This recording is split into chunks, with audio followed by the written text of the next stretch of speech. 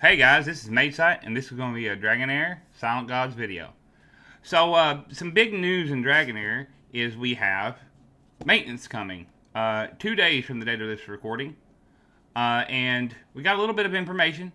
I'm going to be focusing specifically on the Drizzt D&D event. There's a little bit of confusion I've noticed in the CC space on how it's going to work, and most of that's just because they didn't give us a lot of information on exactly how it works. So I'm going to tell you how I think it's going to work with the information we're given, and then we'll go from there. Quick heads up though, guys. If you're new to the channel, and I've got some new subscribers to the channel, and welcome. From this point forward, we're going to be doing both Dragonair and Raid content. I'm going to try to put out one video a week on each. So for you guys that are here for Raid, be aware there'll be some Dragonair content, and vice versa. So my channel's too small for me to split it up into two separate channels. So just be aware that there will be content of another game if you don't care about one or the other. I hope that doesn't annoy you that the game you don't care about might pop up. But we're going to be talking about both because I think both are good games and a lot of people can play both and enjoy them. We'll get into it here. Alright, first thing here is we've got this reading here. It's a lot of text boxes, but to break it down, basically, if you were in Season 0, you're going to get this event 2 days early. Basically, from my understanding, that's what's happening. If you were in one of the servers that were started in Season 0 or in the beta, you're going to get it 2 days early. It's going to start on the 17th, right? If you were in any of the servers that started after the Season 1 servers, basically, like the server that I'm on, it's going to start 1 day later, sorry, not 2, on the 18th. Now, there is some conjecture that there's a typo in here, that it's not going to last till January, because there's a whole month in between when the server 0 ones would end and the server, the season 1 servers would end. So we'll see on that, and I'll give you guys a heads up when I find out. It doesn't make much sense why the season 0 guys their event would end a month early, but it could just be a typo, or it could be how they're doing it. So we'll let you know. Now there is a thing here where any server started after January won't get it. Obviously, that just basically means you're in Season 2. This is a Season 1 exclusive event, so that's a little bit of that FOMO, whether you like it or not. But if you want to get this character and be part of this event, it's a licensed event, so it won't probably come back up. The character probably won't be available outside of this event unless they get lucky and they can talk D&D into doing it again and bring them back. I would expect they won't do it that way. A lot of these games will do a licensed event like this, and they may go again with D&D and do another event, but it'll be a different character from the lore. We may see, Katie Bry or Wolfgar or some of the other characters from the Drizzt book series, or we may see Minsk or some of the characters from the Baldur's Gate series. There's no telling. A lot of the games that are D&D inspired like this, there's a lot of big characters in the lore that we'll see in the future, and this will be a way to bring people into the game to get unique characters, but it also does it limited time. That brings people in. So I'm glad I'm in here on Season 1. Because if I came in on Season 2 and missed Drizzt, I might not play the game, because I would be very upset about that. Because, as mentioned in a previous video, big fanboy of this character. We've got Drizzt and Guinevere coming. Guinevere is like his familiar, if you've read the books or know anything about his lore. We don't know yet what element he's going to be, or anything. I've heard a couple people talk about poison and this and that. Those people don't know his lore. So it really depends on if Dragonair is going to follow his lore or not. So I'm going to give my prediction here. It's probably wrong, but I'm going to give it. In the story, he's a ranger. For lore reasons, I would assume possibly radiant, possibly even ice, because if you know the lore, one of his weapons, he has 2 named swords. One of them is called Ice and Death, and it deals ice damage, obviously. So it's possible. The lore changes over time, though. He's had a lot of books. So there's other lore there that I'm not even aware of because I haven't been able to read the last couple books that they put out. R.A. Salvatore is still writing books about this guy. So, lore changes. Now, game mechanic-wise, though, since he has this familiar, it could mean he'd be Necroxus with a summoning mechanic. It's possible. They may do that to fit him in. It depends on how Dragonair wants to fit him into their elemental system. So, I predict if it's going to be lore, radiant, but if it's not going to be lore, if it's going to be more mechanical, necrotic, But that's what we got, guys. So, we don't know. We'll find out. This is talking about the collaboration here. I'm not going to read it all out for you guys. We also have Ear-to the Balar. And from my understanding, the way this event works is it's going to have a little story, and Ear-to the Balar is going to be like the enemy in the story for Drizzt in this collaboration. Now, a lot of people know the Balars from Lord of the Rings. It is a D&D enemy. It's been in D&D a long time, and a lot of people don't know that Lord of the Rings has a very big connection with D&D. Besides that, they're both just old high fantasy lores. They have a pretty good connection. So, but if you know Lord of the Rings or you know D&D, you know what a Balar is. Big demon guy with a sword and a whip, with a flaming sword and a whip. So that's going to be a pretty cool looking character. Can't wait for us to see like the aesthetic of them, how they do them. Balars are some bad enemies in D&D. They're very strong. And, just think of if you've seen it, the Balar in D&D. That's kind of how they look. They got a whip and a flaming sword, and they're pretty cool. So that's what we'll be looking forward to there. I'm looking forward to the aesthetic of what Drizzt looks like, too. So we'll have a brand new scene, and that has to do with the Temple of Ear-to. That has to do with the Balar.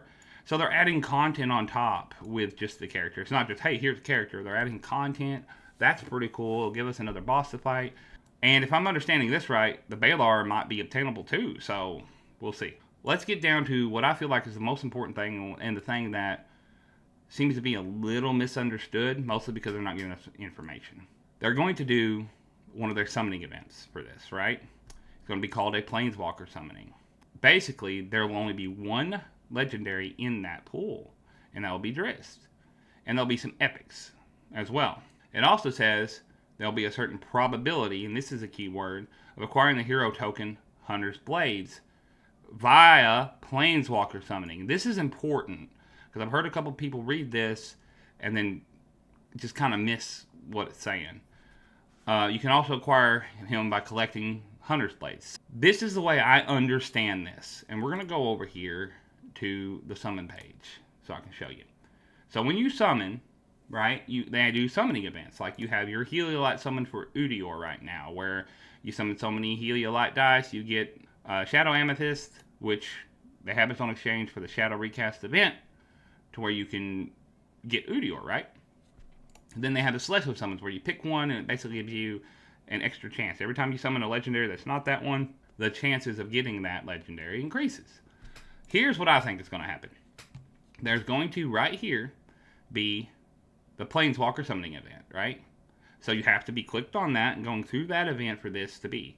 In that Planeswalker summoning event, there'll be one legendary, that is Drizzt to summon. So if you summon a legendary in that event, it will be Heliolite dice, of course. It will be him. So you don't have to worry, if I'm understanding it correctly, about summoning a different legendary. So you can push until you summon a legendary, which would also mean if the Mercy system works like it normally does, which is 35 Heliolites, your guaranteed legendary, that if you pull 35 Heliolite dice in that event, you will get him, because you will get a legendary, and he's the only one available. So that might mean it's a guaranteed way to get Drizzt. Of course, getting that many Heliolite dice isn't very easy, and you may have to spend, but, everybody does the math on their own account. For me personally, if I'm close, I might spend a little money for Heliolite dice to pop it out. That's the way it is. But where the misunderstandings, I believe, are happening is how is it going to work with the Hunter's Blades? We don't have enough information to know for sure. But what I expect will happen is we have the one legendary if you summon Drizzt. So if you summon a legendary, you got Drizzt, you're good on him, right? But they got to give something for the whales and the people who are paying a lot of money too. And one of those things is you have the inspiration for legendaries, right? So if you don't summon a legendary, there'll be a pool of epics you can summon, and of course a pool of rares. Now, we don't know for sure Hunter's Blades work. We don't know if they're going to pop up. It says probability, so we don't know if they're going to pop up every single time you summon. We don't know if they're going to pop up when you summon an epic or a rare, or if it's a dupe thing. I'm not sure. It's the first event they've done like this that I know of. So I would expect that if you summon a dupe, maybe it'll give you some blades. Or simply there's a certain percent chance when you summon that you get so many of the blades with it.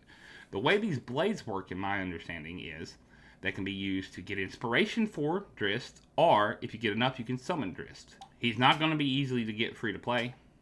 You have to summon to get him. You cannot, from my understanding, get him without summoning. Okay, so we'll put that aside right now. So if you're free to play, save your dice. If you're a spender, be aware. That's just the way it is. If you don't care about him, that's cool too, but he's going to be a legendary and he's going to be decent, I'm sure. You're going to summon him as well as you can. If you get unlucky and you don't get him within so many dice, you might get lucky, and depending on the probabilities, get enough Hunter's Blade. What I expect to happen is you're going to summon, hope to get lucky to get him. If you have to, push it to 35 to get him, and use the Hunter's Blades as a way to inspire him, just like if you had a dupe. Now, we don't know about that either. What happens if you summon a dupe of him? Can you summon a dupe of him? I would assume you can.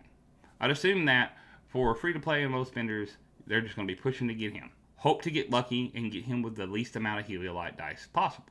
If you're a whale or a kraken, you want them, but you want to get that inspiration. So you're going to keep pushing and try to get more copies of them, and you'll be getting all these Hunter's Blades at the same time that can be gotten. Depending on the rate of Hunter's Blades would depend on if you would even use them to get the champion.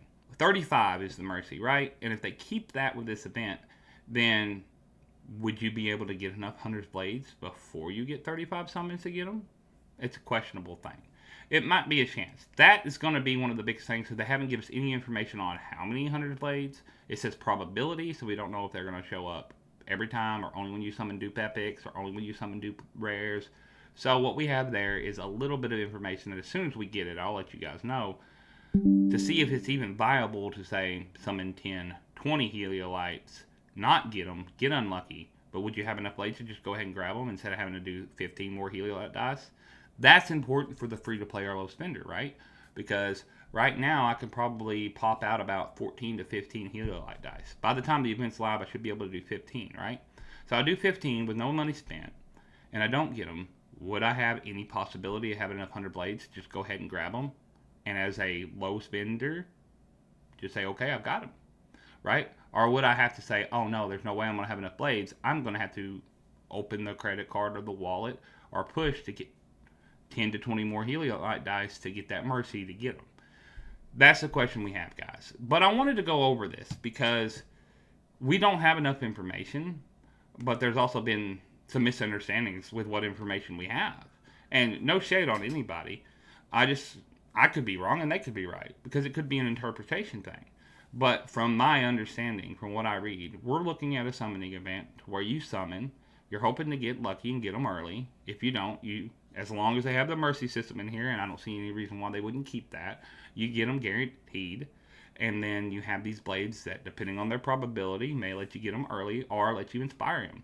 If you are a low mid spender and you like this character, like me, I'm going to try to push and get them. And if I can, if I'm close, depending on where I'm at and what my resources look like, I would like to inspire him at least once. Because even if he's bad, which I do not expect, he's a big character in the lore, there's no reason I could think that Dragonair, with D&D, using D&D mechanics in their game, would make a licensed character like this weak. Doesn't mean he'll be game-breaking, but he'll be useful somewhere. That's my opinion before even seeing his kit or anything. So, and I'm a fanboy, so I'm going to use them anyway.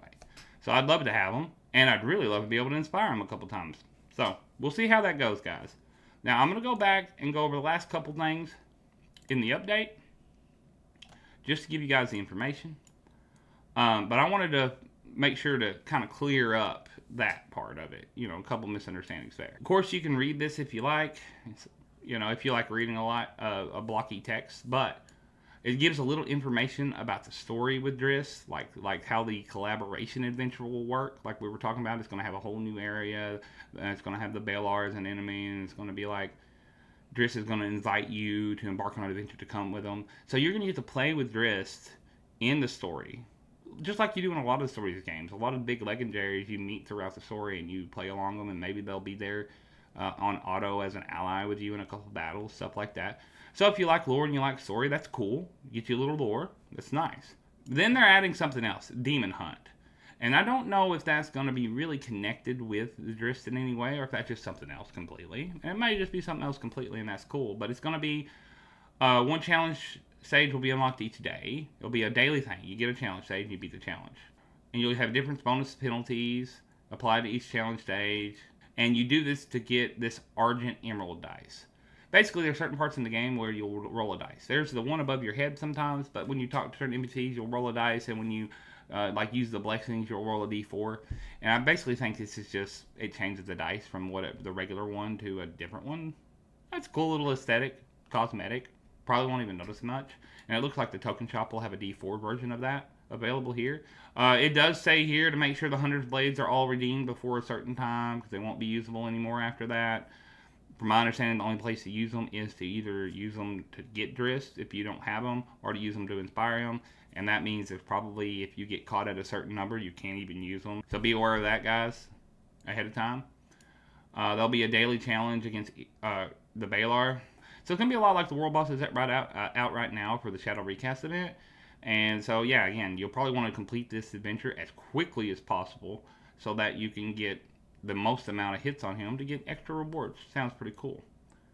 They are going to increase the gold completed by dungeon stages. Gold's been an issue in this game. They've been receiving feedback, and they're going to do a lot of quality of life updates. I'm going to go through these pretty quickly, guys.